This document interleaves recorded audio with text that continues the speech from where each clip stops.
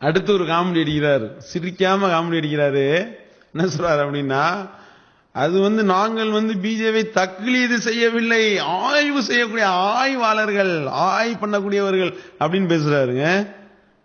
அவரு வெள்ளை எதை கருப்புன்னு சொல்றாரோ, வெள்ளையப்புறம் கருப்புன்னு சொன்னா நம்ம கருப்புன்னு சொல்லணும், அவர் கருப்பையெல்லாம் வெள்ளன்னு சொன்னா நம்ம வெள்ளன்னு சொல்லணுங்கிற கொள்கையில நாங்க இருக்கல. அப்படி இருந்திருந்தா நாங்க இந்த கொள்கையை விட்டு நாங்க வந்திருக்கவே மாட்டோம். எவ்வளவு பெரிய காமெடின்னு பாருங்க.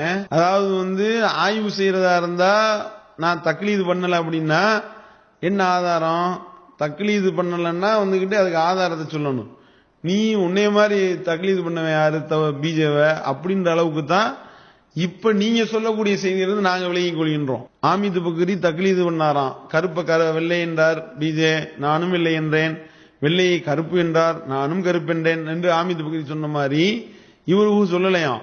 இவங்க என்ன செஞ்சாங்களாம், இவங்க அப்படியே ஆய்வு புளியாம், ஆய்வா பண்ணி அப்படியே ரொம்ப மிகப்பெரிய ஆய்வாளராம் இவங்க. அதனாலதான் இவங்க வெளியே வந்துட்டாங்களாம். அப்படின்றிய இந்த சூனிய கொள்கை தப்புன்றத எப்போ உங்களுக்கு தெரிஞ்சிச்சு? நீங்க சொன்ன அடிப்படையில் 2013 நவம்பர் மாதம் எனக்கு தெரிந்தது. நீங்க போட்ட ஸ்டேட்டஸ் நவம்பர் 2013 இருந்துதான் நடந்த மசூராவில் தான் என் கருத்தை தெரிவித்தேன். அன்றிலிருந்து இன்று வரை கிட்டத்தட்ட 1 வருட இடைவெளி காலத்தில் தான் நான் இரட்டை நிலையை மேற்கொள்ள வேண்டியது வந்தது. அப்புறம் ஏன் கிட்டத்தட்ட 1 வருஷம் நடிச்சுக்கிட்டு இருந்தீங்க? சூனியம் பொய் அப்படின்னு ஏன் பேசுனீங்க? திருமறை குர்ஆனுக்கு முன்படக்கூடிய செய்திகளை ஏற்றுக்கொள்ள கூடாதுன்னு ஊரா போய் ஏன் கத்துனீங்க? இந்த நிலைப்பாடு சரியானதா தவறானதா? குர்ஆனுக்கு ஒரு செய்தி முரண்படுகிறது, முரண்பட்டால் அதை ஏற்றுக்கொள்ள கூடாது என்று நம்ம சொல்றோம்ல, இது அவ்வளவு பேர் மறுக்கிறான். இது சரியானதா தவறானதா? இதெல்லாம் ஒரு பச்சை பிள்ளைக்கு கூட விளங்க வேண்டிய ஒரு விஷயம். எது?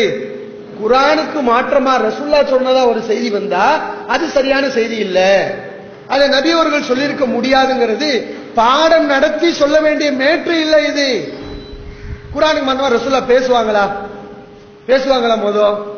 பேச மாட்டாங்க. அப்ப மாத்தமா இருக்குது, ரசூலுல்லாஹ் சொன்னதா இருக்குது, ரசூலுல்லாஹ் சொன்னது இல்ல, முடிவெடுத்துரு, அவ்வளவுதான். பிஜே சொன்னார் அதனால் கத்தினேன், பிஜே பேச சொன்னார் அதனால் பேசினேன், தௌஹீத் ஜமாத்தில் எனக்கு தாயியாக அனுப்பிவிட்டார்கள் அதனால் அனுப்பினேன். இதுக்கு பேர் என்னது? தக்லீது தானே. 1 வருஷம் நீ தக்லீது, ஒன்னே மாதிரி தக்லீது பண்ணவனும் கிடையாது, நடிக்கவும் செஞ்சிருக்க, தக்லீது பண்ணிக்கிட்டு நடிச்சிருக்கீங்க. என்ன தக்லீது இல்ல? தக்லீது உள்ளவன் எங்களுக்கு தேவையும் இல்ல, தூக்கி வீசிடுவோம். அதுதான் எங்களுடைய நிலைப்பாடு. வெளியேற வேண்டிய ஆளுதான், அதுக்கு தான் சொல்றோம் உங்களை. வெளியேற்றப்பட வேண்டிய ஆளு, வெளியேற வேண்டிய ஆளு சரியானதான் இருந்திருக்கு. அப்ப 1 வருஷம் தக்லீது தானே பண்ணிருக்க, நீங்க பண்ணிருக்கீங்க. கன்ஃபார்ம் ஆயிருச்சா இல்லையா? சரியான ஆளா இருந்தா, ஆய்வு புலியா இருந்தா என்ன செய்திருக்க வேண்டும்? தக்லீது நான் முடியாது, சூனிய கொள்கை பொய், நான் டிக்ளேர் பண்ணிட்டேன், நான் இப்ப போய் தனியா இருந்து ஆய்வு பண்ண போறேன், உங்க ஜமாத்துல நான் பேச மாட்டேன் என்று சொல்லி ஒரு 2 வருஷமோ 1 வருஷமோ ஒரு 6 மாசமோ தௌஹீத் ஜமாத்திலிருந்து விலகி அதுக்கப்புறம் நான் ஆய்வு செய்து இந்த முடிவை எடுத்திருக்கிறேன்னு சொன்னாலாவது ஒரு பேச்சுக்கு நம்பலாம். ஆனா நீங்க என்ன செஞ்சீங்க? நடிப்பு தானே டோட்டலா. அப்ப இத்தனை வருஷம் நடித்து கொண்டிருந்தவர் சொல்றாரு நான் தக்லீது செய்யவில்லை, நான் பக்காவா ஆய்வாளரே ஆய்வு செய்து கொண்டிருந்தேன் என்று சொன்னால் அது எவ்வளவு பெரிய அபாண்டம், எவ்வளவு பெரிய பொய்.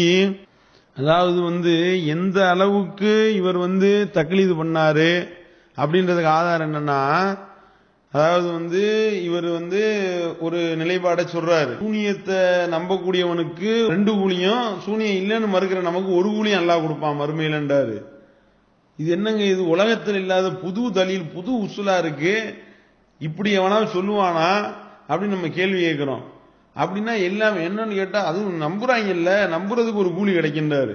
அப்ப தர்கா கபரு வணங்கிக்கும் ஒரு கூலி கிடைக்குமே, அப்ப நமக்கு 2 கூலினா அவனுக்கு ஒரு கூலி கிடைக்குமேன்னு சொல்லி கிளின்னு கேட்டோம். கேட்டா முழின்னு முழிச்சாரு.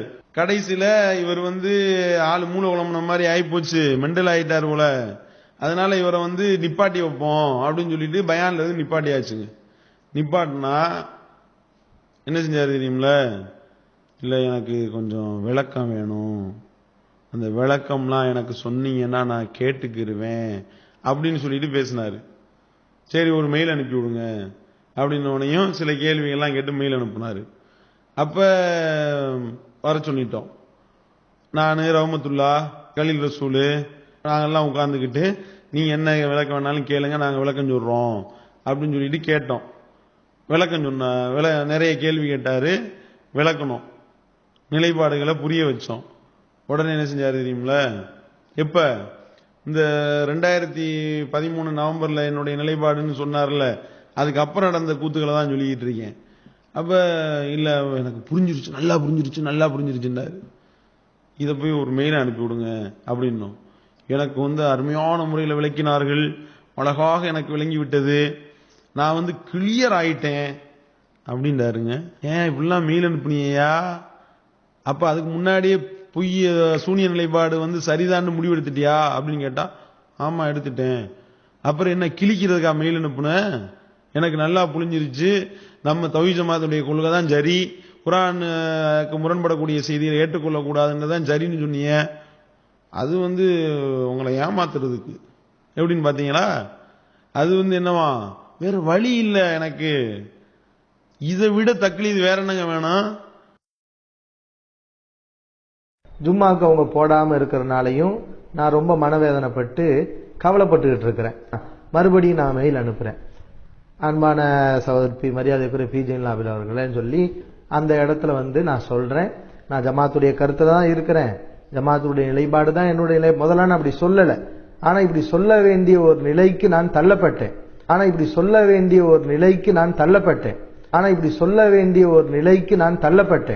தான் ஒரு நயவஞ்சகன் என்பதை தன்னுடைய வாயாலேயே ஒப்புக்கொள்வதை பாருங்கள். தமிழ்நாடு தௌஹீத் ஜமாத்தில் இருந்து நடவடிக்கை எடுத்து நீக்கிவிட்டால் தான் பேச முடியாது என்பதை உணர்ந்த அவர் தனக்கு சிஹிர் குறித்து தடுமாற்றம் இருந்த நிலையிலேயே தான் அனைத்தையும் தெளிவாக விளங்கிவிட்டதாக, தௌஹீத் ஜமாத் நிர்வாகிகளை ஏமாற்றியதாகவும் அவரே ஒப்புதல் வாக்குமூலம் அளிக்கின்றார். சிஹிர் குறித்து தனக்கு தடுமாற்றம் இருந்த நிலையிலேயே நான் இரட்டை நிலையை மேற்கொண்டு ஊர் ஊராக சென்று சூனியம் இல்லை என்று பேசினேன் என்று ஒப்புதல் வாக்குமூலம் அளிக்கின்றார்.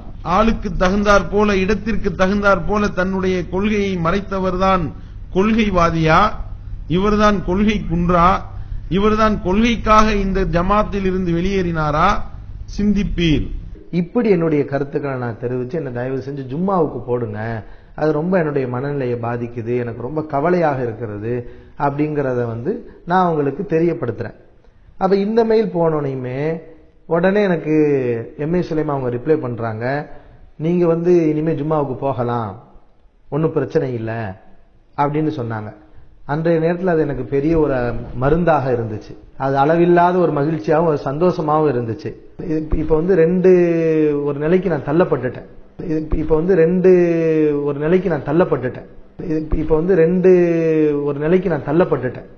அவங்க கருத்தையும் ஏத்துக்கிட்டாதான் நாங்க தாயியா இருக்க முடியும், என் மேல நடவடிக்கை இல்லாம இருக்கும் அப்படிங்கிற ஒரு நிலைக்கு நான் வந்துட்டேன். மனசுலயும் நெருடல் இருக்கு, சந்தேகங்கள் இருக்குது. இப்ப இந்த நிலையில எனக்கு ஜும்மாவுக்கு அனுமதி வழங்கப்பட்டாலும், ஆனா பொதுக்கூட்டங்கள், ஏன்னா நான் உங்க கருத்தை ஏத்துக்கிட்டேன்னு நான் சொன்ன பிறகும்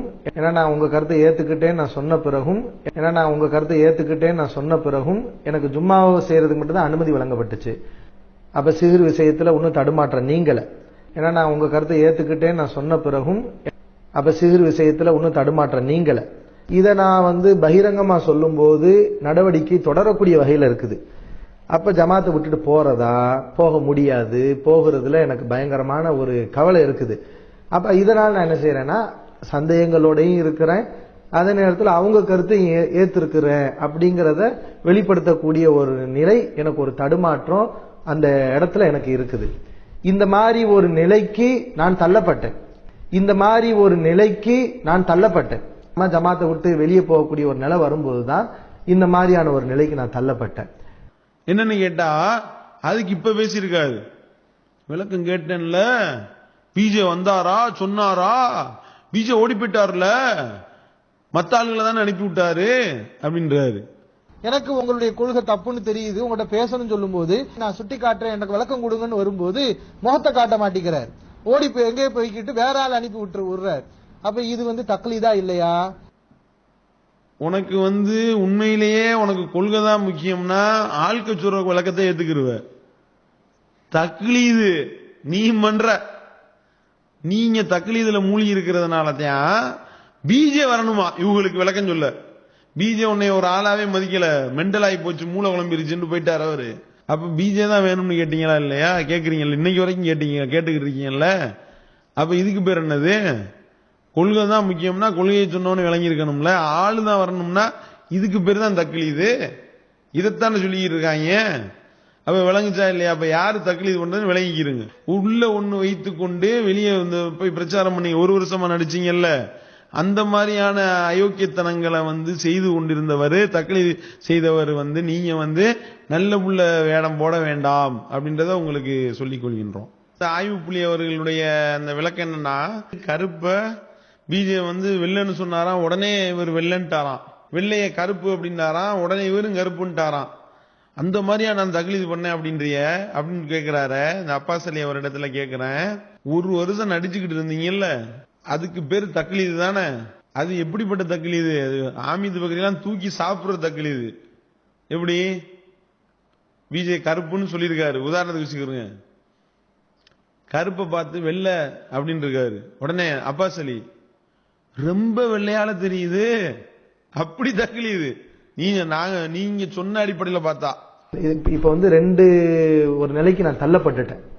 அவங்க கருத்தையும் ஏத்துக்கிட்டாதான் நாங்க தாயியா இருக்க முடியும், என் மேல நடவடிக்கை இல்லாம இருக்கும் அப்படிங்கிற ஒரு நிலைக்கு நான் வந்துட்டேன். மனசுலயும் நெருடல் இருக்கு, சந்தேகங்கள் இருக்குது. இப்ப இந்த நிலையில எனக்கு ஜும்மாவுக்கு அனுமதி வழங்கப்பட்டாலும், ஏன்னா நான் உங்க கருத்தை ஏத்துக்கிட்டேன்னு நான் சொன்ன பிறகும் அப்ப சிறு விஷயத்துல ஒன்னும் தடுமாற்ற நீங்கல. அதே மாதிரி வெள்ளைய கருப்புன்றாரு, வெள்ளையா இருக்கு. அப்பாஸ் அலி கருப்பா தானே தெரியுது, இவரு ரொம்ப கண்ணங்கரே இருட்டால தெரியுது அப்படின்னா எப்படியோ அந்த மாதிரி தக்லீது பண்ணாலு ஆய்வு பண்ணி பின்பற்றிருந்தா ஓகே தான். ஆனா நடித்து கொண்டு தக்லீது செய்தால் இதை பத்தி பேசலாமா? சிந்திக்கணும்.